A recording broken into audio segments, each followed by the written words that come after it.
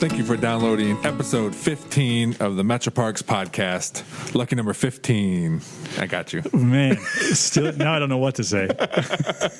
I wanted to say it. I felt, you've gone 14 times. Now I want to. Yeah. First of all, impressive math, and that is like my big kickoff line. So now I don't know, whatever. Do you want me to start it over? I'm going to answer the questions for your mom now. Do you want me to start? It's payback. No, let's not start over. I didn't think I could throw you off, actually. I don't trust your editing skills enough to do it. So it's 15, whatever. Yes. Let's just get going. Big show today. The downloads keep rolling in. We ask people to do the review or send in topics for us. So thanks for all the support. And we've got the Clean, Safe, and Natural Safe coming in today. We've got two Rangers, Brad Navarre and Jim Cassidy in the hot seat, so to speak. Or I feel a little bit more like we're in the hot seat, frankly, with law enforcement presence. But great stories to tell. They are certainly career service people in any number of ways. So I'm excited to see get their story. Yeah, and it's always nice to have, especially two guys. This is, I think, our second time we've done two people on the same one to trigger more stories or more people they can talk about. It gets more info out. Right, and make sure they're not lying. To keep everybody to keep them accountable. Yeah. That's exactly right. Make sure there's somebody to verify or refute their story in their detail. Big show. We've got the top three questions. We've got something for your mom. I think it is a great question that people are interested in. For what's going on in the parks, we've got snowshoeing. We've got pop-up programs. Please interact with the towpath. We have opened up Wintering Towpath, which is now in its third year, to a month long. There's snowmen all along the path there. There's activities both virtual and downloadable to participate in. So that's something near and dear to you. Talk to me a little bit about what's going on the towpath, Lorenzo. So we normally, and this is something I didn't know because this is my first winter there. Normally we don't groom the towpath for skiing, cross-country skiing, but that's something that Brian and I made sure we did a lot. Just always prepared for that. So there was, even for a few weeks, it was almost every other day we were going out there doing it. After that huge snow, we went out and cleared it just so somewhere people could always continue to go down the towpath without having to deal with a foot of snow. Like you said, there's the snowman that we put out there, the videos online talking about the different parts of virtual wintering the towpath. Towpath is a great hike. Yeah. It certainly works up for an exercise now with the snow in it, but I was unfamiliar with the towpath until I started working for Metroparks. So it can make it as bite-sizable as you want. It's beautiful along the water, and there's historic components of it. So I encourage you to head out to the towpath, and thank you and Brian and the rest of the team out there for keeping it in great shape. Yeah, you're welcome. We'll be right back with our two guests today, Jim Cassidy, Patrol Supervisor, and Brad Navarre, Deputy Chief of Rangers. Nailed it.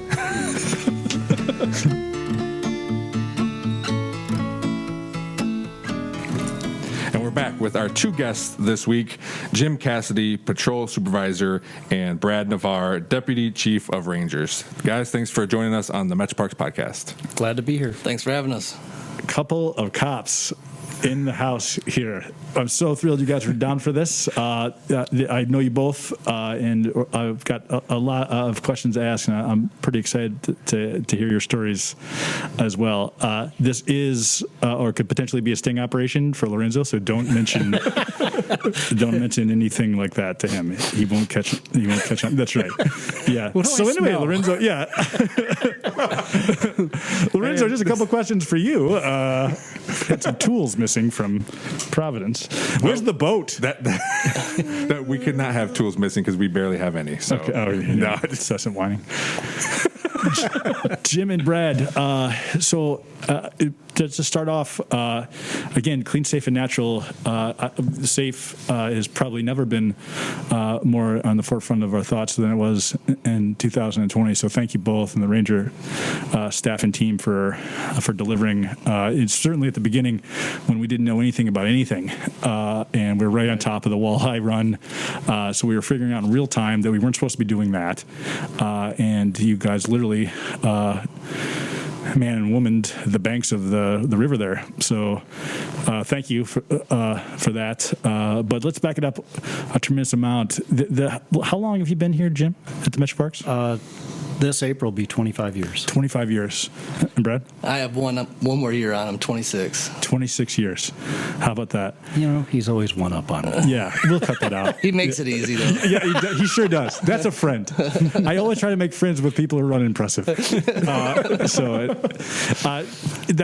a lot to go into that. So where are you both from? Northwest Ohio? Brad, you're from where? I'm from South Toledo. Okay. Yeah, went to Bowser. There you go. Yep.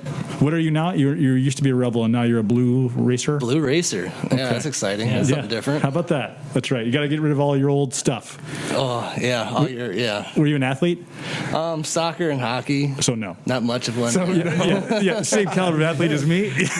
Yeah. But we did a lot of auto racing, too, so that's even more so not an athlete. But How about that? Wow. Priming you for your future career in chasing down offenders. yes, driving in the academy was my favorite part. I bet it was. Yeah. Jim, how about you? I was born and went through grade school in Pennsylvania, about an hour north of Pittsburgh. Okay. And then moved here at the end of grade school, and I've been here, pretty much ever since, other than military duty. Big family. You've got brothers and sisters? 2 older brothers. One lives in South Carolina. The other one lives near the Cuyahoga Forest. Okay. And where are you? You're 2 older, you said. 2 older brothers. Yeah. Picked on? They were... Oh, I got my butt kicked normally. Yeah. Did any of that lead to being armed on a pretty regular basis? Well, Yeah, sure. It didn't hurt it. No. Yeah. How about you, B? I'm a middle child, an older sister, Okay. and a younger brother, so Okay. I was the instigator, always getting them in trouble. Sure. And knowing how to work my way out of it. So, Yeah. Yep. Still continues. So, Brad, let's start with you, since you are the oldest in terms of with Metroparks. What was your first job? Well, actually, what was your first job period? My first job period was pizza cook for Pizza Hut and delivering pizzas. Okay. So from there, I quit that and worked as a seasonal at Wildwood Metropark. And What made you That was make it. that change? I did go to the we call it the Ag Center. Yeah. So that school next to the Botanical Garden. Absolutely. The TPS Ag. Yep. Career Yep. Tech program now. So I took natural resources, and I knew this is something I wanted to get into. So that was a program I wanted to get in. Got in, loved it. Had a lot of good teachers, and they pushed me to go into Hocking College. Yeah. As a next step. And part of the job, or sort of school experience, was they placed us. So we did interviewing. Okay. And my last quarter of my senior year, instead of going to school at the Ag Center in the morning, I worked at Wildwood. How about that? So, and then I went back to Bowser for 2 classes, American Okay. History and Yearbook. Okay. In yearbook. In yearbook. Yeah. All right. Yeah. Some a passion of yours. I know that journaling and scrapbooking is something you're still into, and we'll get to that. We'll get to that. You probably want us to. This will probably get in the journal of the accomplishments of your life. So you said that it did spark an interest, though. What about the outdoors? Hockey and soccer doesn't necessarily lend itself immediately to that, but you were always outside, other than when you were driving cars at a reckless speed. Yeah, absolutely. We had family that was really into hunting and into it. My mother and father, a lot of vacations. We visited a lot of cool areas, but Yeah. nothing in really regards to I want to be a park ranger. But what appealed to this position was my dad was a mechanic, obviously into big auto racing and stuff like that. And So auto is a family affair. That wasn't just absolutely. Gotcha. Okay. Yeah. Grandfather, father, Yeah. we've been around racetrack all our lives. So, but obviously that's not the outdoors, but we were involved in a lot of things. So this job kind of touched a lot, and I got hired as a park ranger because of my maintenance skills. Okay. So the things my dad taught me, You applied right away. family, yeah, absolutely. And being outside is exactly what I wanted to do. So Yeah. Jim, how about you? You started first gig? So my mom's side of the family are all farmers. Okay. And in early days, we would butcher pigs and cows. Yeah. That sort of work. And then when we moved really here to Toledo, I was a blade delivery boy. Sure. So that was What was the impetus of the move? How come? What made the Cassidy's head west? So kind of odd. I grew up in a real small town called Mercer, Pennsylvania. Okay. And my dad worked for a company called Resner, which everybody in the heating and air conditioning. Right. And just a few houses down was the Resners, which would have been Trent Resner from Get 9 Inch Nails. out of town. Yeah. Well, I guess that's the end of the conversation for Brad. Brad, thanks for coming. So Trent Resner is the heir apparent to the large heater box Resner. Yeah. How about that? Yeah, his grandfather started Resner. Yeah. So every time I hear things like this, I can't express to you how much I want to call my parents and grandparents. And it's like, why did you not do anything with your lives? I could be Matt Resner, right? yeah. They were good people. Yeah. So your family lived down the street from them, or down from the plant? No, we lived down the street from them. How about just that? about 3 or 4 houses. Yeah. Yeah. And then my dad he was an engineer and got another job here. At the time, Resner was being bought out by ITT. Okay. So there was some uncertainty. Sure. So he took a position here in Toledo. Okay. And everybody packed up and headed. How old were you when you made that move? 11. How about that? All right. That's a terminus age, at least it was for me. Yeah.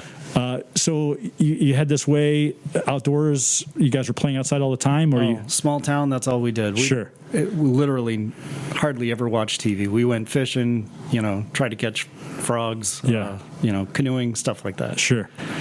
So, and your first job in Toledo, we were Paperboy, and then Paperboy, I also cut grass a lot. okay.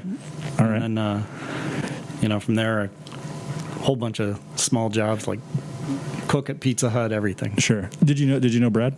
No, not Worst Pizza Hut ever. That's just I'm just following the Yelp reviews. They really picked up after his intern with at Wildwood. Although Jim, the deliveries were like so fast. Yeah, that's right. Yeah, there's like 10 minutes or less. Yeah. I mean, he didn't care what. pizza was all to one side of the box. Yeah.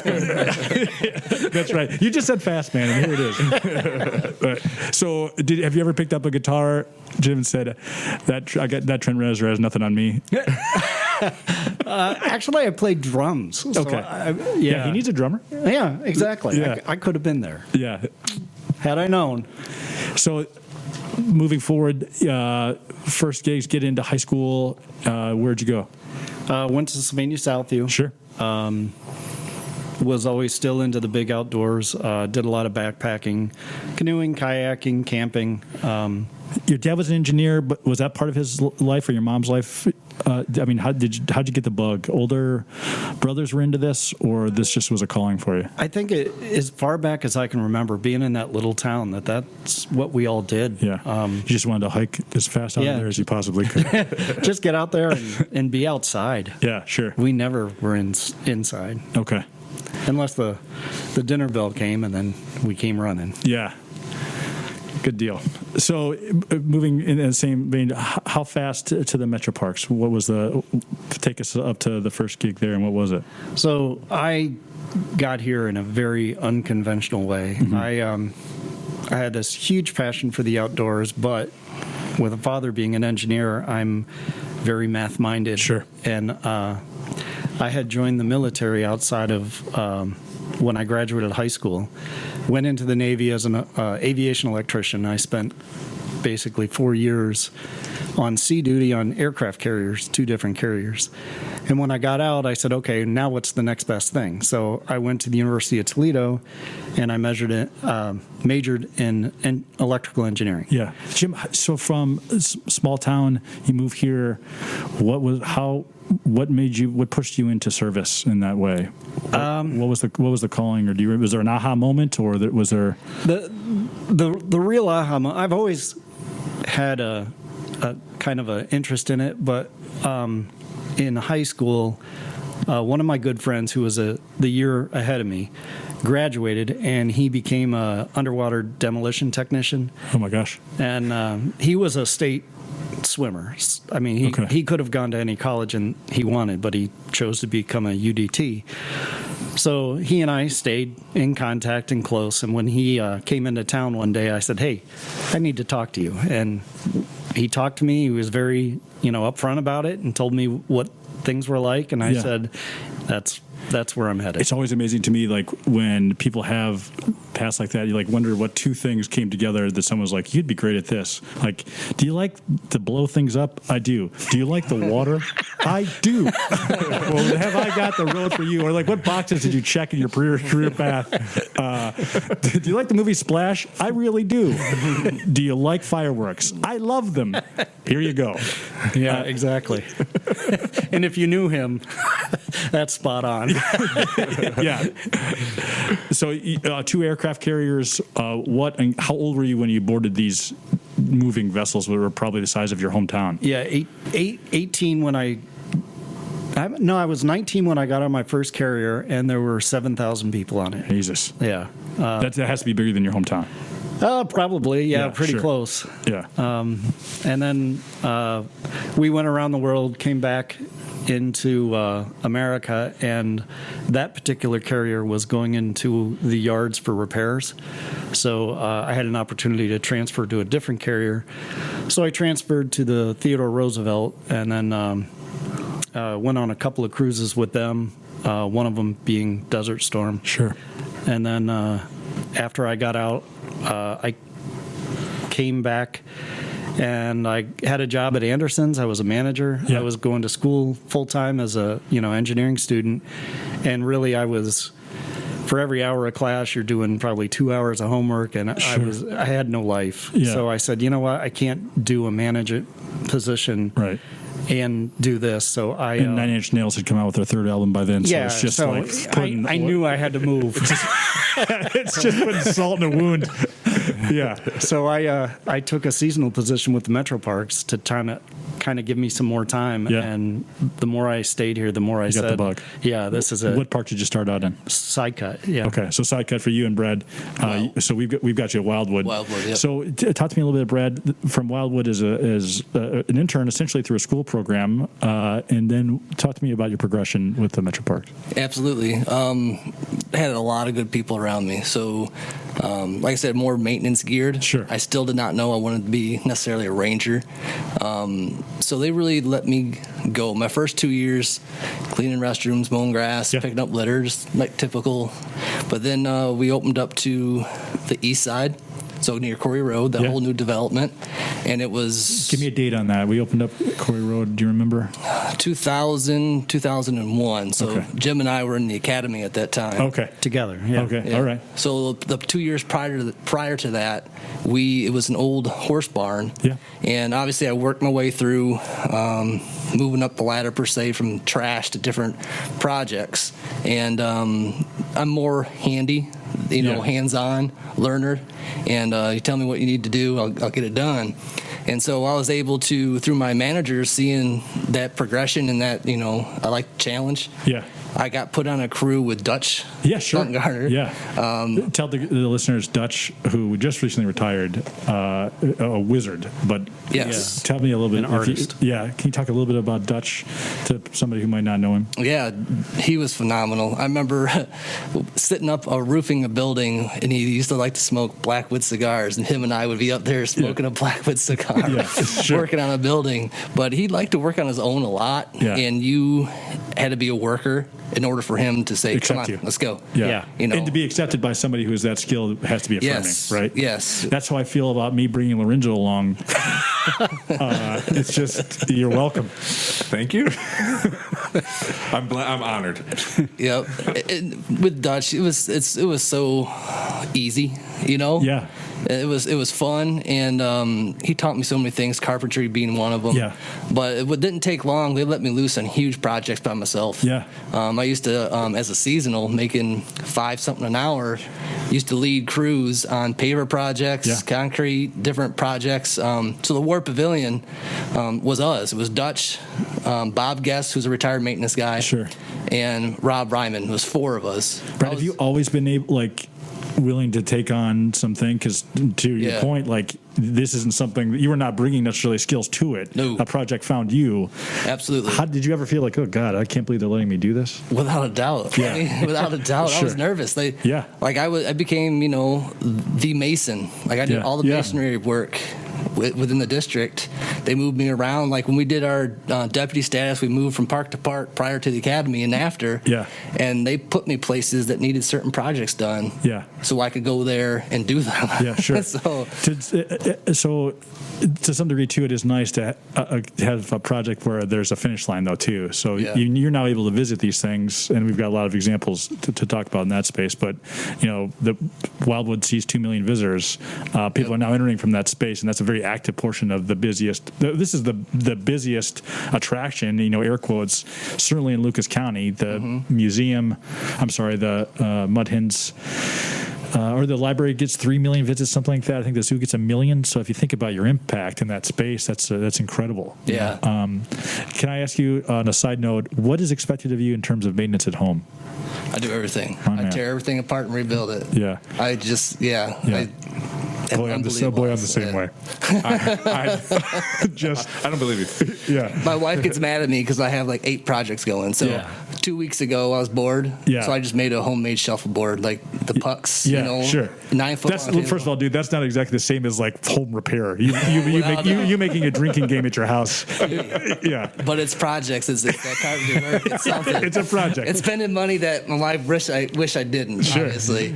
But because that doesn't go into the house. Yeah. But we just got a hot tub, so we did the electrical work. Called Jim, my friend over there, to help me out, make sure I didn't screw that up. I've called Jim in multiple occasions to not only bail myself out, but others. Yeah. But building the deck outside, expanding that. We got a huge outdoor, room, a huge deck, and like just over the years, we just keep on adding to it, redoing the bathrooms, everything. And you've got floors. You've got how many people in this house? My wife and my 2 daughters. 2 daughters. Shelby and Autumn. Yep. How old are they? 15. Yeah. She'll yell at me. Yeah. 15 and 13. 15 and 13. I would make as many outdoor things. That deck could not be big enough.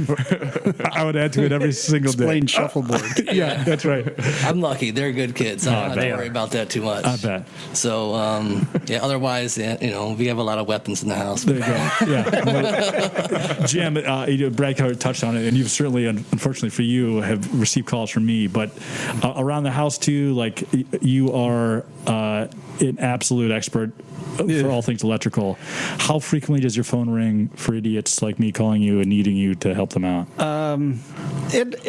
It seems like it comes in waves. Last night, a friend of mine contacted me, and he built an extension onto his house, and he wants me to wire in the sub panel. So I'll probably do that this weekend because I happen to be free on Sunday. Yeah. But yeah, I'm right in the middle of. I'm about to gut my entire upstairs and redo the entire thing. Yeah. So It's not me. Yeah. He's doing that so I can move in. Have you? Were you ever ones? We'll start with Jim, but to I want to try to figure this out by myself first before I call somebody. I completely have that believe that that's a philosophy that I can't do any worse than what a contractor would do. I'm going to have to pay for anyway. So let me get my hands dirty. And in fact, I was just talking to a friend. The blower fan in my furnace went down, so I tore my furnace apart and I broke it down to the bearings because it was the bearings that were squeaking. I went to the supply house and the guy looked at me and he said, "What's this?" And I said, "It's my blower fan." And he said, "Wow, you don't have to bring it down that far." He said, "Put it all back together, pull out that one part, and I'll replace that part." So little things like that. You just said, "First of all, mind your business. It's my furnace. I'll do what I want to." Just give me the bearings. Yeah, that's right. That's right. So we do sort of warp into some leadership roles. So I want to talk a little bit about it. But also, both of you make the leap at some point to go into the academy. So, Jim, what was that? What was the transition for a layperson in the service? Is an obvious handoff, but maybe that's not the case. What made you want to be a ranger, and what gave you that direction? Well, working as a seasonal for a little over 3 years at Sidecut, I got to work with the Rangers hand in hand. Yeah. All of them have retired by now, but they took care of me. They kind of prodded me and said, "Look, you really got this. You should consider it."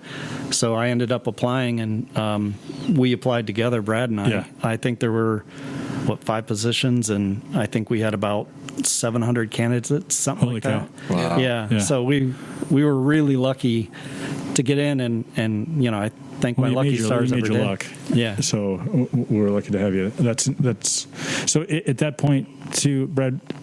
A similar path. You make that leap. The opportunity presents itself, but you somehow had to know that this is for me. Is it similar to Jim? Well, kind of. Like I said, we got hired, and I'm sure Jim did as well. Major portion of it was our maintenance skills. Yes. Rangers did all the maintenance in Yeah. the district. We had, across the district, we maybe had 6 maintenance people. Okay. And at we had- that time, the district meant what? 9 parks. Probably in Yeah. that range. Yeah, Right. 9 parks. Our Yeah, bigger that's major parks that we have now, and we had double the ranger staff.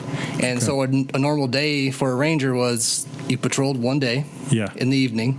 The other 4 days you were in a different uniform doing maintenance. Okay. So those were 2 aspects, or for the 2 of us, that was an aspect that we were heavy on Yeah. bringing to the table. And the way they said it to us was, we want a person that brings different, Skills, quality well-rounded, skills. yeah. We'll teach you how to be an officer. Okay. So how would you know going into a day what that meant? Now there was obviously you're on Yeah. patrol, so patrol has a set thing. But how would you know what that day was going to entail for you? It was laid out. As a seasonal, you worked alongside the Rangers all the time. Yeah. So you saw it. Okay. Yeah. We got were to be friends with aware. them. Yeah. Yeah. Okay. So you knew the next day I would be building wood potentially or mowing the grass. mowing the grass. Yeah. Yep. Okay. Yep. And occasionally stopping somebody for littering or something like that. That was Sure. like an afterthought. Interesting. Really, law enforcement was an afterthought because we had so much to do maintenance-wise. Right. So there is a difference between to some degree law enforcement officer or a police officer or and a ranger. What to you guys? What are those differences? And obviously not a criticism either one, but comparatively, what? Right. And I think they sent us to the Toledo Police Academy. Yeah. So I guess that was, the beginning of the end for Jim and I, because those are cops. Okay. People training us were cops. Yeah. So at that point, OPATA, Ohio Police Officer Training Academy, you had to get that certificate. For the state, they required like 550 hours of training. Okay. Toledo Police doubled that. Yeah. Okay. So it was We're like 1,100. Yeah, 1,100 hours. So 6 months straight. Check that math, Lorenzo. Make sure they're not snowballing us. Carry the one. So Don't listen to it. we came out cops. Yeah. Okay. We Yeah. had really good training, of Yeah. which Greg Malman was my squad leader. For sure. Yeah. Yeah. And we loved it, and we took it serious. That was the big thing that we took out of it. We actually were offered positions with Toledo Police. We turned them down. Yeah. What made you turn it down? Just not enough of what your passion was? Well, we knew where we were coming from, and we knew how much we loved what we saw and what we did. Yeah. Certainly not secondary necessarily, but not really where your hearts were. Right. Right. I get it. Okay. Yeah, absolutely. And one of our other officers, or other Rangers, he took that offer. Okay. And Darnell Peters, he's with Toledo Police now. And whenever we see him, he's like, "Man, I made a mistake. Yeah. I should have stayed with you guys." Right. And then you just put the ticket right on his windshield. Yeah. That's right. And that's where lies the difference. I mean, they're going call to call to call. Yeah. Stacked. Dealing with some really bad situations Yes, sir. the majority of the time. Yeah. We're here talking to the great park visitors. They're here because they want to be. They Right. want to enjoy themselves. Right. The majority of the time, they're not breaking the law. Right. Yeah. And it's good interactions. So I come home, I'm in a good mood. Yeah. Sure. Because Right. the people I'm around. Right. Plus, you got that shuffleboard Yes, and absolutely. a hot tub, apparently. We make relationships. That's a big difference. And Jim, if you could tell that a bit too, it sounds like a little difference between policing and rangering. Like what, police, these are Matt Killam's words, so make sure you write them down. They should get in your journal, Brad. So policing is reacting to a crime or something bad, largely. A ranger activity is not like that. It is making connections, talking to the public. What's the difference, or wherein lies that relationship for you, Jim? So even the police and a ranger does community-oriented policing. But you're right. Most police are reactive. The problem happens and they get involved. Get the call, to Brad's point. We are out there nonstop. We're out trying to make people comfortable, want to make sure that you're happy. Yeah. We're kind of the eyes and ears of what's going on. For sure. And that's why we're tied closely to Volunteer Trail Patrol to try to get, even more eyes and ears out there and let us know, what is going on. But a large part of our job is just being visible and being there so that people do feel comfortable coming to the park. I'll say it this way, customer service. You don't rely, put those together with law enforcement, but for us, there is a huge customer service proponent to our jobs. Sure. Making people happy and enjoy themselves, talking to them, like I said, community-oriented policing, and not to say other officers across different departments can't do that. It's just that we've been doing it for a long time, and we enjoy it. So a couple things. I mean, everyone has, different skill sets, right? Even within their own chosen profession. Jim, I don't know if it's like a regular thing that comes up. What gets you out of bed? What helps you put the uniform on when it's a Monday or it's freezing outside? Like who do you think of when you're getting in the car? So a couple of ways of looking at that. Number one is we do make really close relationships with some of our park visitors. And absolutely. It's nice to come out and see a friend, and then number two, I think we have a dedication to service. We believe in going out and providing that service that you may not get in other places. Sure. And I think the Metroparks is unique, and we want to be the forefront of, customer service. We want you to be out there and to see us and smile, and it's plus we have a passion for this. So like being at Oak Openings and you have the Scout Trail where there's backpackers, and I'm a big backpacker. So if I see people out there with backpacks, I'll stop and say, "Hey guys, I'm a big backpacker too. Tell me what are you going? What are you doing?" We'll do gear talk. We'll talk about shoes. We'll talk about how, and they love it. They loved it, and I love it. Sure. Yeah. Same for you. What? For me, obviously, I agree with a lot of what Jim's saying, without a doubt. But I wasn't listening to a thing he said, so I don't. But a lot of this is going to be edited. Yes, that's all right. Yeah. That's all right. So you can say exactly what he just said if you want. We'll just cut it right out.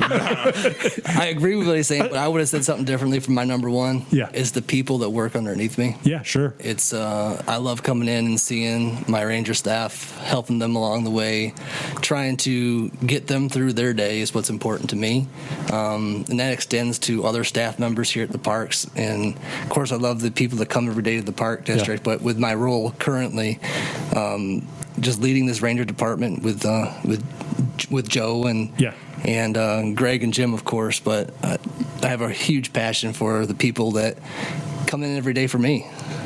Sure. And for Metroparks, as representative for the Metroparks, but they're doing a job that they love to do, and I got to be there for them whenever they need, and that's important to me. Certainly, what I expect knowing the two of you like I did, but it's really interesting and good to hear. I do want to go back a little bit in terms of the training. This is a constant thing, right? You didn't graduate, and then you have your diploma, and you get to put it in the back of your wallet or Jeep. Right. We should go for a Jeep sponsorship. I got it right. Yeah, write that down. Yeah. So, talk to me about this ongoing thing, and it changes, right? So, can I tell you a training story real quick? There's any way we could stop you. All right. Yeah, I mean, you are heavily armed. Yes. So Lorenzo and I are really, and you're the closest to the door, so I guess, whatever you want. All yours, man. All right. Yeah. So to talk about training, Jim and I were in the academy. Yeah. We did really cool things. Driving, police pursuits. Driving, we got it, But Brad. boxing, we did boxing, a lot of physical training. But we did a training where we had to get tear gassed. Sure. And we were outside, and we're all standing out there. There's probably 30 cadets, and we're all standing out there. And next thing we know, all the doors open to Owens Community College, and all these people come out, and they're laughing, and they're watching us. Yeah. And I'm like, what the heck's going on? And we're out in the middle of this field, and all of a sudden they throw a couple canisters, and the smoke's coming towards us. I'm standing right next to Jim Cassidy, and another guy who was a Marine, and Jim's just standing there with his arms folded. Yep. Just stay here, let it hit you, and we'll blow by. Trust me. That does not sound like a public service announcement. No. So I'm standing there, and I'm like, oh my God, my eyes are squinting, I'm nervous. Sure. And this cloud comes through, and I'm like, oh, he was right. Yeah. Next thing we know, you hear a couple more canisters. Doof, doof, doof. Yeah. That was just the smoke to hold the pepper spray and whatever tear gas down. So when that came to me, I'm like, that smoke came through. I'm like, yeah, Jim was right. The next thing I know, I'm just in tears. Yeah. Snot coming out of my nose. And also, you didn't know that Jim had placed himself directly behind you. Yes. Yeah. And I'm just running, tripped over something, and Sure. I was Probably barely Jim. able to open my eyes, and there's Jim and this other Marine just standing there. Yeah. Yeah. You know, I couldn't do it though. So there's part of, that I am interested in the training and ongoing, but there's part of that to me too, Brad, and maybe you've experienced it as well, Jim. I would be intimidated with some of this, although you've already articulated your kind of can-do spirit and your interest to like tackle new things. There's a big difference between being very interested in learning how to build a giant structure, which is not nothing, to taking on a firearm and protecting others from others in the unforeseen. So that, how did you navigate that space? And Jim, the reason why I asked Brad is, again, the service component. I want to get back to that, but that's a bit of a leap for me, Brad, that I still don't. It is. Were you ever like, this? I feel like this is the right thing, but this is terrifying. It was not terrifying. I've never even fired a gun prior to the academy. Okay. But it was something, I can do this, just a can do, like you said, just an attitude. How about like, I can do it. Yeah. And a little naive, obviously. Our Rangers, we don't get into a whole lot, but going to Toledo Police Academy, they really opened up your eyes and like, this is serious. This is what can happen. Yeah. Yeah, right. And it's not just yours, right? You're putting yourself in front of others. Right. Yeah. Absolutely. And it was something, I was in good physical shape, and if you just kept your mouth Your shut words. and Your were words. able to do the push-ups and the running that they threw in front of you, Yeah. you were able to get through, Okay. So getting through that and really soaking in the knowledge and taking it serious. Yeah. And it came naturally, I guess. But So this is what the path was for you. You believe that, right? I mean, you've kind of fallen in here. This feels right. yeah, 100%. Good for you. Yep. But I had to learn that. Yeah. It wasn't something that I knew coming in I wanted to be in law enforcement. Sure. I did not want to be. Yeah. Right. I wanted to be outside and be in the parks, and I knew that much, but I didn't know what level. Yeah. Sure. So Jim, so to me, again, maybe it's the slow ascension into this from military service, but ever a point where you're like, oh boy, this is different than working on a giant vessel. Entering the academy, although you worked alongside the Rangers, to your point, ever a concern like, boy, I don't know, this is terrifying? I wouldn't say terrifying. I had, and anyone who went through the academy that was prior military had the advantage of having already gone through a boot camp. So we knew a little bit more about the psychological games. Sure. But to your point of... Did that prepare you for this interview? No, nothing. That's what you think. That's how good. That's a very fair point, Jim. Yeah. Go ahead. We lost him. Yeah, go ahead. Sorry. So to your point of, were you nervous, concerned? Absolutely. Yeah. But we had great instructors, Yep. Greg Malman being one of them. Yeah. And you keep referencing Greg. I want to make sure to a casual listener, Greg Millman is whom? Somebody talk. he is our lead. Greg is our lead patrol officer, ranger for the Metroparks. So kind of holds the same position as Jim, but Greg's still in, technical, he's in the union still. Sure. But he leads, he's like an on-call, he's like not on-call, but our sergeant for that patrol shift. So he's Sunday through Thursday. Okay. So he's available for the crew whenever they need something. He helps train them. So he And does he a lot of came FTO from work. Toledo Police Department to here. Correct. So 25 years at the Toledo Police Department? I think more. How about that? Yeah. I think it was almost 30. That's great. Yeah, and a great ad, right? He's a great 100%, guy, yeah. and I know that the two of you have mentioned to me in passing what a godsend he is. So Jim, I interrupted you. I'm sorry. So you had some training certainly to ready you to this to a large degree, but this is now an everyday thing, and now potentially it's going to be the rest of your life. And the way we kind of looked at it, when you talk about our commitment to safety and the people who come to the park, whether it's employees or staff, that's when you take those sort of trainings and you say, yeah, I'm here to do that job. Yeah. So you kind of pull your bootstraps up and Sure. say it's time. Yeah, sure. Good for you. So we talked about the training. What is an annual thing that you have to do to stay an officer? It's ongoing. What do those things look like? Firearms qualifications are the only thing with PATA mandates. Okay. So we carry a taser, so they recommend that we do yearly training, and we do. Okay. Defensive tactics, things like that are recommended but not necessary, but we do all that stuff. Sure. So the firearms are the only thing that's absolutely necessary. Who's the better shot between the two of you? Do you know? Without doubt, me. He is? Is that what you said too, Jim? I am. Yeah, there we go. All right, this has gone. I would expect that. This has gone from fun to not so fun. Well, we're going to find out today. Can we pick this back up at the firing range? Yeah, absolutely. That's right. Yeah, build one this weekend. Yes. We are actually. Just kidding. I actually believe that. Yeah. So guys, clean, safe, and natural, a ranger job or position, which is a big one. Is there a person or like a cast member, if this was a movie, that embodies like a perfect ranger? Who does that person look like in terms of their personality type, or what makes them who they are? I think I could give you a story for every ranger that's working here. Okay. You know, and from Devin Conley when we were in the academy together and he couldn't do his push-ups to, Greg. And there's just a lot of good stories. But, Rich Ketchum is someone I recruited pretty heavily recently. Him and I were seasonal together here at Wildwood. Okay. We also went to the Ag Center, TPS, VOAG School. We took natural resources together. And he wanted to get into something different. He went his separate ways. I'd stayed with the Metroparks. And just through circumstance, we were able to get him back. And he's a good friend. And it's just funny. When we were in, we'd have to drive. I had a Mustang, by the way. Yeah, of course you did. So we had to go back to Bowser from here on Elmer and Reynolds. Okay. And the one day we decided to skip school because we wanted to buy the new Tupac, All Eyes on Me. Yeah. Just tape or funny CD? CD. Okay, all right.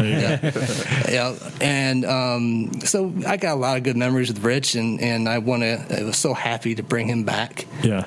Being a part of the same experiences, the same schools, Bowser and over at the Ag Center. Yeah.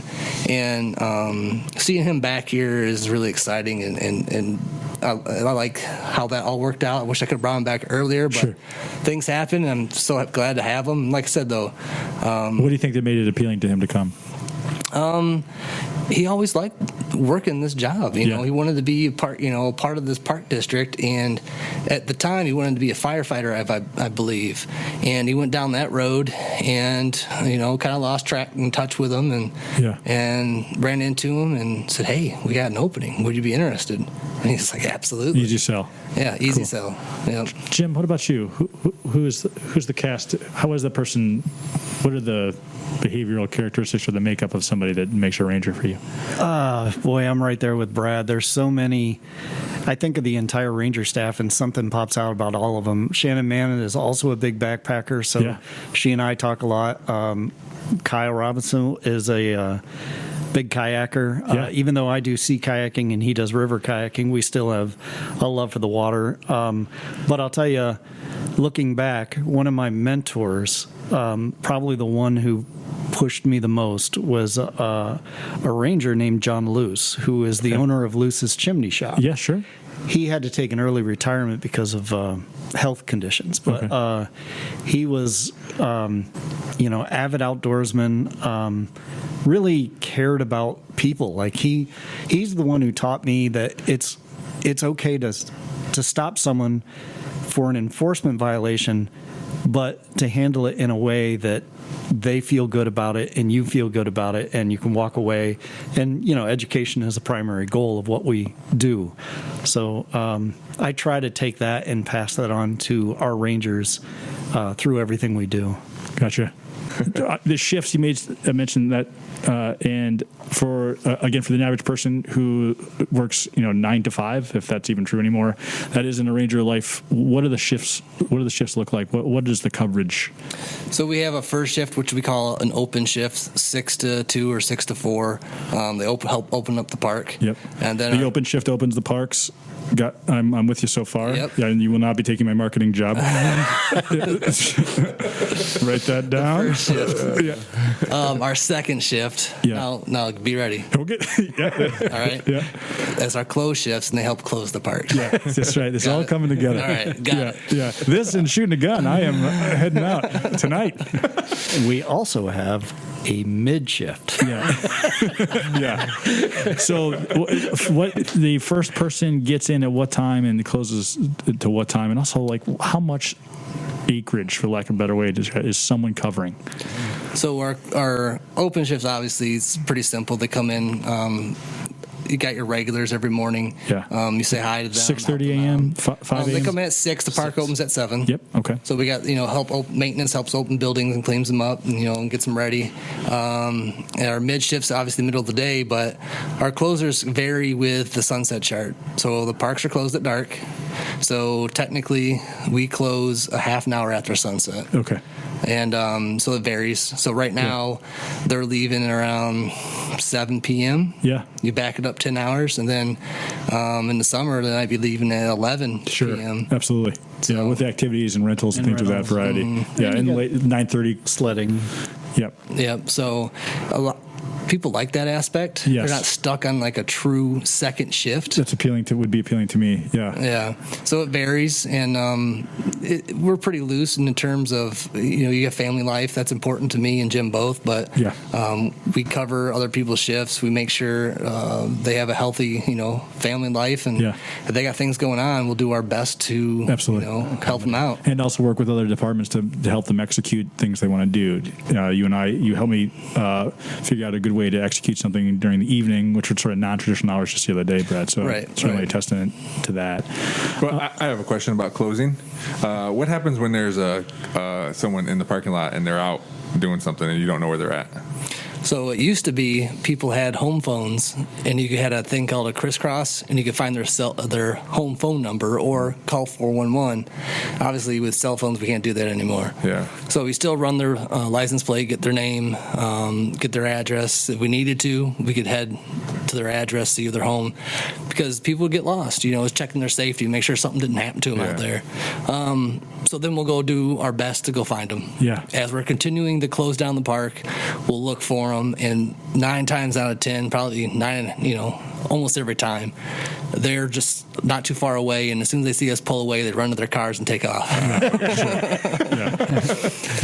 So that's what usually happens. Yeah. So, I mean, it varies a little bit from park or region to region, right? But you're closing Oak Openings, let's say, how many people could be staying overnight at Oak Openings at one time? Ooh.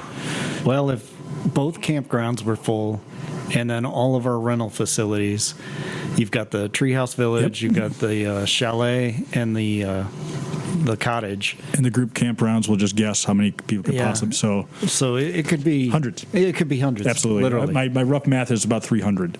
Yeah. So I believe that's right.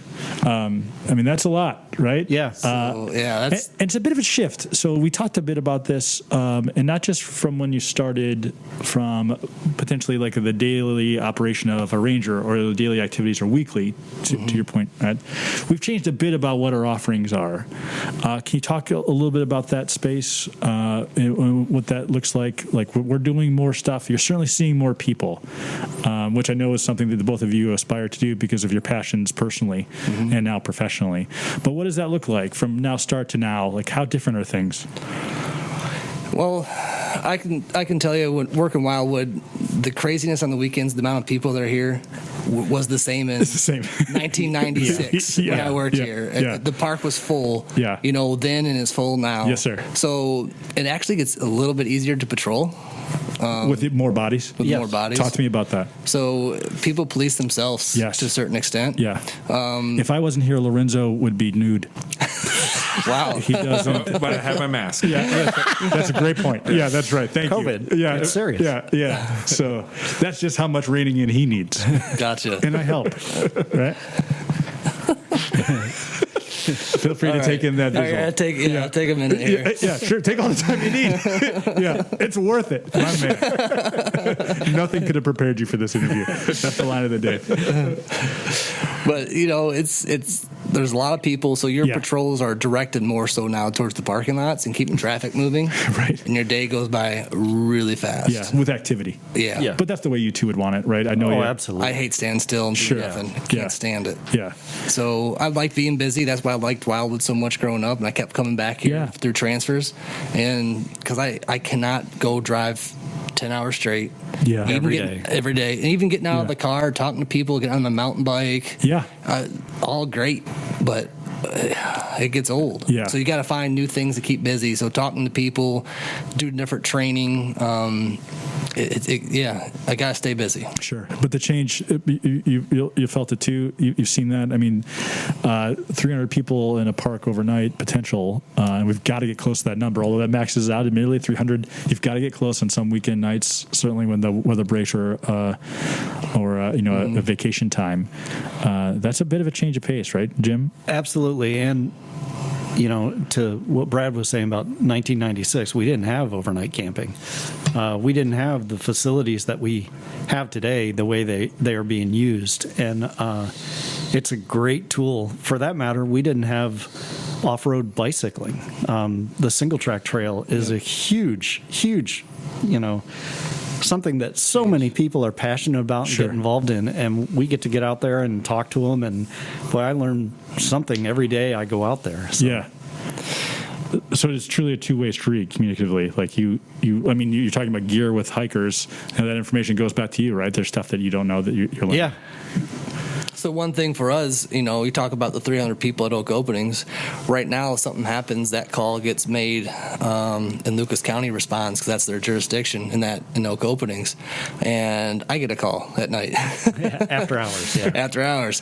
But it's something that we have to look at seriously. And do we run a third shift? Do we run our second shift or closers later in the evening? Yeah.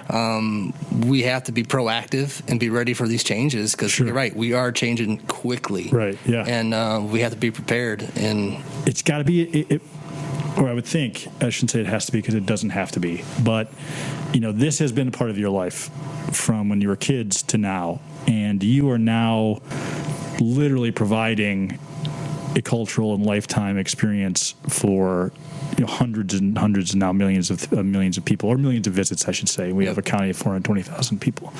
But you are the conduit for people to have this camping experience. You are providing some of it tutorially, right? Mm-hmm. Helping with gear and things like that. Can you talk to me a little about that? I'm sure there are people buddies of yours that make, more money or do what appears to be more, potentially, I guess, interesting or exciting thing. The grass is always greener. But can you talk to me a little bit about that? I mean, you're now, the kids that you were, you're now seeing those kids interact with what it is you've made a career to do. How does that resonate? yeah, to me, I just got offered someone from a different department topping out at $39 an hour. Yeah. And it's not even, I'm good.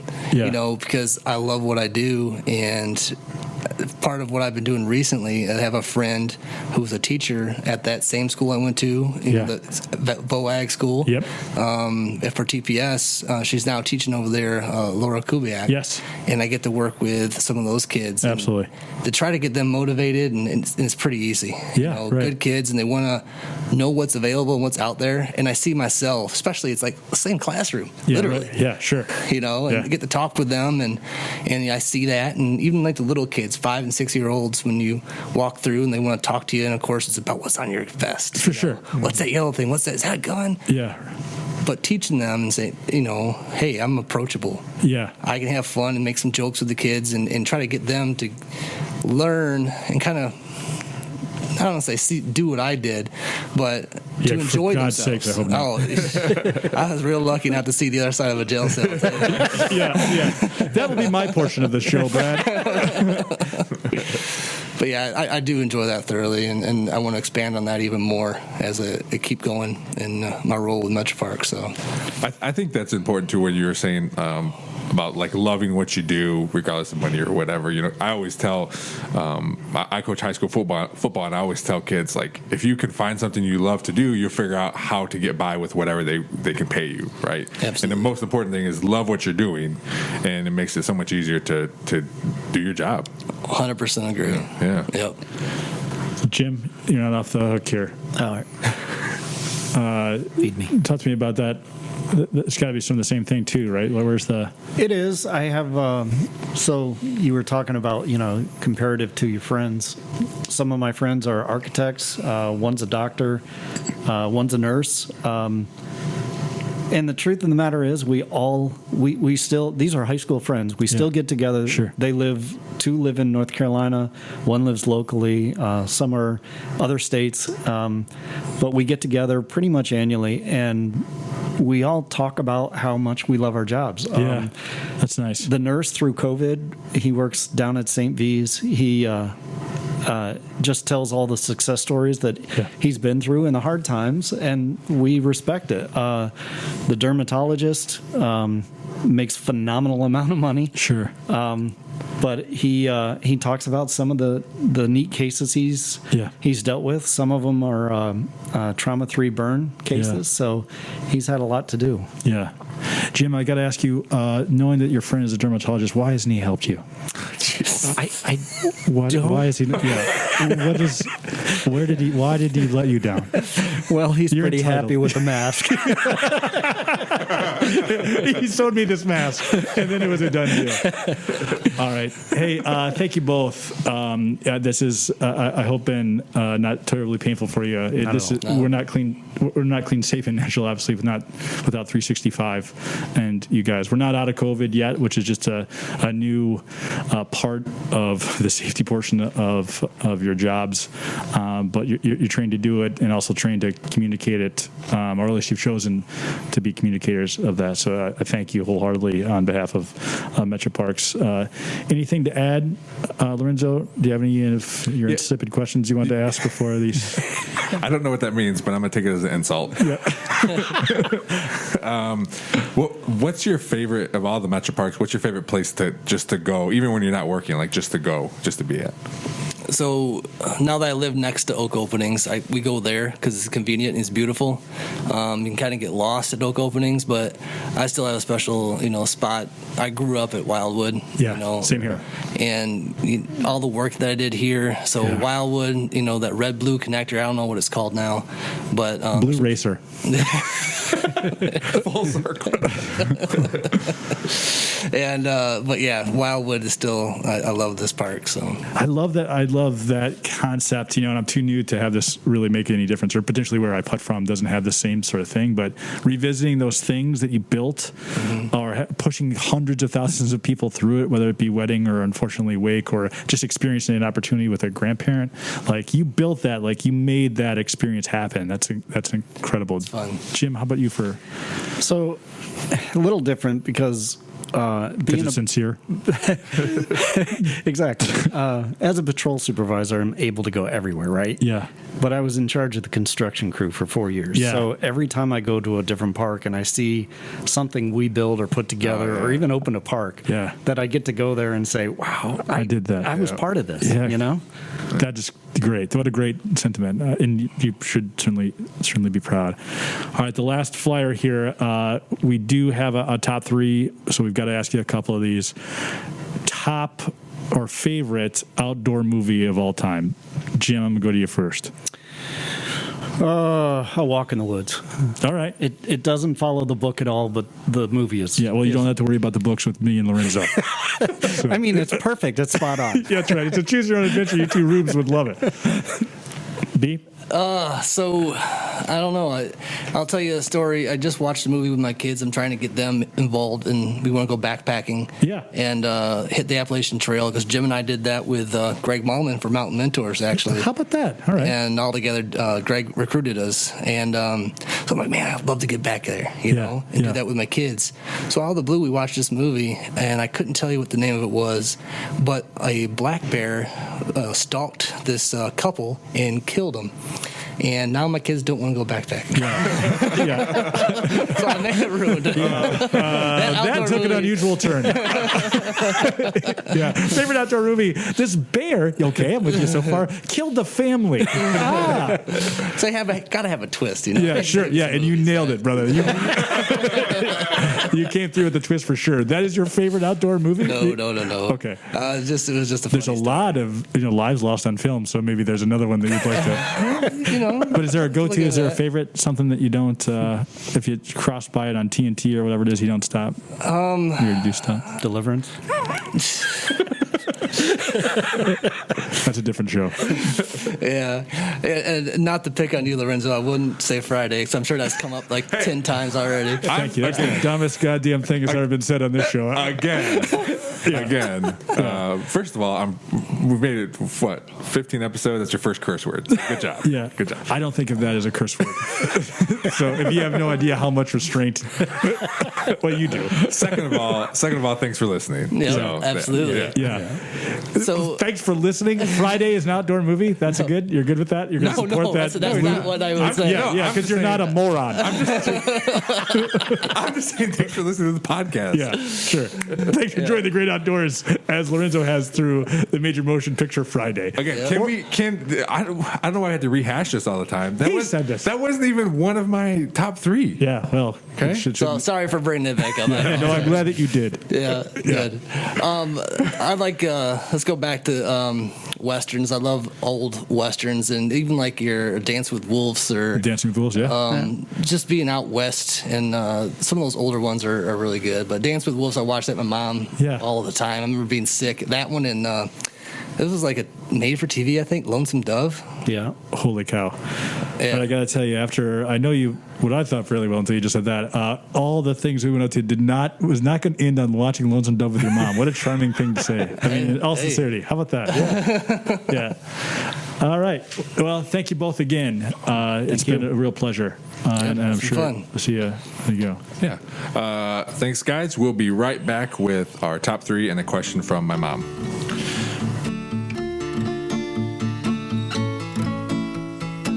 All right, and we're back from a much-deserved break, despite what your mom said, to our top 3, the static portion of our show.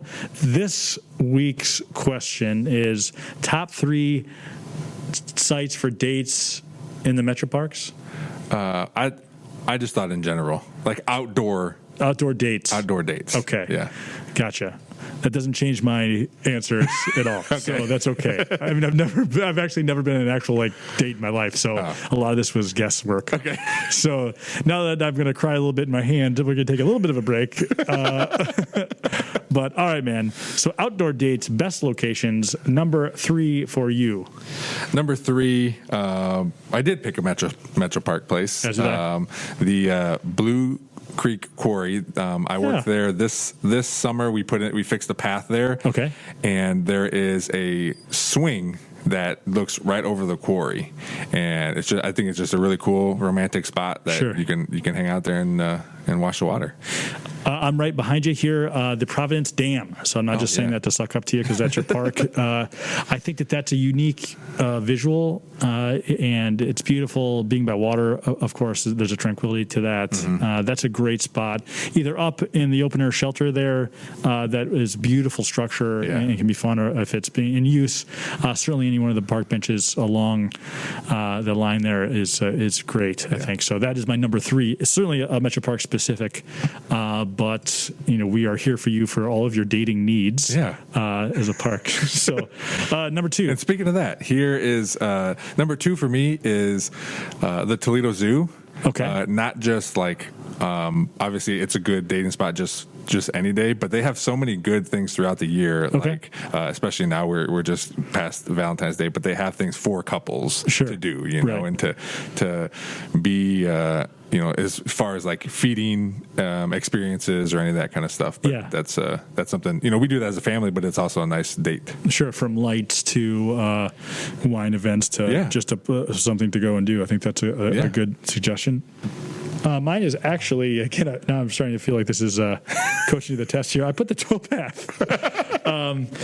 So that was not something that was on my radar again until I started working here, but it allows for like a nice walk. There's any number of places to stop and to look out. You can walk from Providence to Benview. I think that Benview view is awesome. Man, is that awesome. Yeah. Again, it was new to me when I started working here. And although I knew I was introduced to it, through the lens of our website, it took at least a year for me to go out and see it for myself. It's worth a stop. It's nice to walk. It's also nice if the date's not going well, you can really just turn around at any time, right? So I think that's important. Yeah. And there's an out button. That's right. That's exactly right. You just jump in the river, I guess, is always an option. Depending, if it's really going bad. The downsides, I don't know if your dating's ups and downs are tied so closely to your digestive system as it is to mine. Not a lot of bathrooms, so you got to plan for that. But yeah, that's a really cool experience. I think you can make it a day if you want, going from Damned all the way down to Farnsworth, or you can make it a mile. You can make it to Benview. It's a location for maybe a picnic there. So I think that's my number 2, and I think it's a better answer than yours. So I'm leaving it at that. That's right. I agree because that's where I work. So yeah, and you guys did a great job. I know we kicked it off with talking a little bit about the wintering, but that is, I can't emphasize enough. I'm proud that the way you guys steward that, and it means a lot to a lot of people. Well, thank you. Yeah, for sure. Number 1, man. Number 1, I'm an outdoors guy. I like to garden. I like flowers. For me, this is not a dating site. You're not filling out a profile. I know. I'm just justifying the number 1. It's the movie Friday. I'm a Gemini. That's right. No. Things I'm interested in. Farmers market. All right. Talk to me about that. So I love going to the farmers market. There's obviously the big one in Toledo. Yeah. I have one where I live in Perrysburg. I know a lot of people there, so it's fun to see people and check in talk with them. to people. Yeah. Do you have like your flowers person and your like produce person and like your bread lady, or do you have that kind of interaction? I like. If I do, when I do buy stuff, it's usually just randomly if ever I see. There is friends of mine that went to high school that have a farm, so I will go talk to them and buy eggs or something from them. Cool. What's the name of the farm? It is close friends. Weber Ranch. Yeah, Weber sure. Ranch. Yeah. They, like I said, we went to high school together, and they have a farm now. And so it's cool just to be down there. There's in Perrysburg, there's restaurants. So after you're done, you can go out to eat. Make a day of it. Yeah. Again, I think it's nice to have the break in the action, right? If it just is not working out, like, okay, or have lunch. This is really. I feel like this is going into your past relationships and how. I'm not kidding. I've never been on an actual date. You have to look for an out all the time. I've not been on what I would describe as like a traditional date in my whole life. Oh, wow. Yeah. That's I don't. Should I feel sad about that? Well, I think most people feel relieved that they didn't have to experience that with me.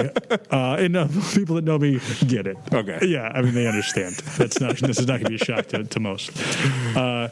So I did put in, try not to have your eyes crossed here, but a picnic outside is like the traditional date thing, right? Yep. I think the idea of that is just as romantic today as it always has been. The COVID has probably made that more accessible or more attractive with restaurants and bars being the challenged place that they've been in. But man, packing something up to eat and being somewhere outside is a tried and true dating experience. Definitely. Right? Bring a blanket.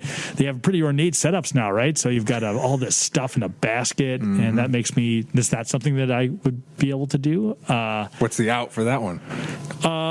Pretending like you're choking or faking a seizure. So I got one for everyone you can imagine. There's not a scenario where I can't think of an out. Calling the Rangers, we just got 2 guys in here. I would immediately now dial one of them up. So No, that's like you said, tried and true. Yeah. It's something you could always do because the parks are always open now, if obviously the weather permitting. But it's something you can always count on. yeah, agreed. Sunshine, get outside. I think it's uncomfortable sometimes. I prefer a picnic table to that sitting on the ground. Yes, definitely. That there's no good way to sit to have it be appealing to someone else. I think in that, like, down on the ground. Yeah. Nothing feels comfortable. That Indian style, that's for children. No, especially for me because I can't do that. Yeah. I physically cannot sit that way. And so Tell me why not? I don't know. It's just my Because you're too big? No, Old? it's my right hip is, Oh my is God, we're so 1,000 years. tight. Oh. It just won't go. It won't Yeah. cross. I can't even cross my leg. Yeah. So when you guys go out, you just lay on the ground and they feed you? I just take one leg way out. Yeah. Throw it to me. Yeah. So, well, I didn't mean to bring up such a sore subject. Literally. Yeah, you can no longer participate in that picnic. But that's not for adults to some degree. No, I don't mean to no. talk out both sides of my mouth here, but that Indian style, that's not for adults. And I think that I find that having my legs in any way is not appealing Yeah. to anyone else from a visual standpoint than Agree. to eat. Stick them under the table. Let me ask you a question here. Yeah. Number one picnic food. What do you like? That was one of our top 3. Do you remember? Don't dodge the question. Just answer. No one's listened to this many in a row. Watermelon. That's right. Yeah. Okay. Yeah. We had a fight about that. Yeah. Well, I wouldn't say fight. I mean, we're just having a loud discussion Disagreement. where one of us was wrong. Okay. So, watermelon is it for me? Like, as you know. Yeah. I like cold things from before. You might know them as leftovers. Oh, okay. I like that Yeah. bagging up like a Ziploc bag of old pizza, or I like chicken in that way. Where are you on Lunchables? I think you know where I am. I'm for them. Yeah. I'm for them. I don't like the water that's at the bottom of the food. I don't like the idea of that. I can tell you that right now. I also don't like having to manage it in a way like how many cheeses do I have left. Okay. That's hard for me. I'm a glutton. So you don't just do like a cracker, a piece of meat, and a cheese every time? I don't. Sometimes I like to have the meat in between the 2 pieces of cheese. Okay. I don't need to be told how to. I feel like Lunchables are bossing me around. I don't care for it. Because they give you the exact amount of everything? Yeah, well, to their standards. Yeah, okay. Right? Well, I guess I don't know how big I want that package to be to my standards. So, I like the regular Lunchable than a small tote of cheese. Got it. Yeah, that's why I look the way I do. Okay. Lunchables also advanced, I think, after we were kids, and based on what you just said about your hip, certainly long after your youth. They had like pizza Lunchables. Yeah. Those are the ones my son's allergic to pork, so he gets the cheese ones. Your son's allergic to pork. I didn't know that. So he gets the cheese ones, and he likes those. He likes the nacho ones, but his are very limited because the meat selection. But Interesting. Yeah, my kids love those. Yeah. 10 for 10. I get 10 of them. Let's go. Yeah, They'll eat my them all man. the time. Yeah, my kids are allergic to my convenience. So a Lunchable is a turnout to them because I wouldn't have to do anything. Yes. They want something that's made of like wheat milk and the feather of a dodo. That's my kid. That is right in their wheelhouse. Dad, do you have any ghee? Yeah, that's Give me some of that. Yeah, of course. Yeah, I'd like a peanut butter and jelly sandwich, no problem. But I'd like it cut to represent a pagoda. And then if I try to do it because I want to raise them to be just negligent monsters. Yeah. You want them to get exactly what they want The minute they want it. Yeah. And that's all you can ask for. That's exactly what they're going to experience in life. Yeah. Yeah. One day you're going to be enjoying these things and not be able to sit down at a picnic. You're going to just lay down flat. But I want to lie to them. Your hips will be tight. You just can't. Yeah. Yeah. I wish I could ask you a million questions about what the hell's wrong with you. But for another time. Yeah, it's another time. We had trouble making the Rangers stop talking because they were terrifying and armed. So we got. I guess we got to cut it off here. Yeah, that's all right. All right. That's all right. So also, we gave your mom a quick break for this week. She also has asked us to stop bothering her so much. So she's on her second of 2 unpaid vacations from the podcast. So I hope that doesn't disappoint too many people. We do not have a question and an answer from Lorenzo's mom, but certainly an enjoyable show. Lucky number 15, nailed it. Yes. And the Clean, Safe, and Natural. It was interesting to know more about SAFE. Certainly an important part of what we do this year. Yes, but every year, man. So we're good plug in there. Yeah. All right. And if you want to know anything about the Metroparks, the podcast, the trails, the parks, anything happening, activities, visit metroparkstoledo.com. This has been the Metroparks Podcast. Get outside yourself.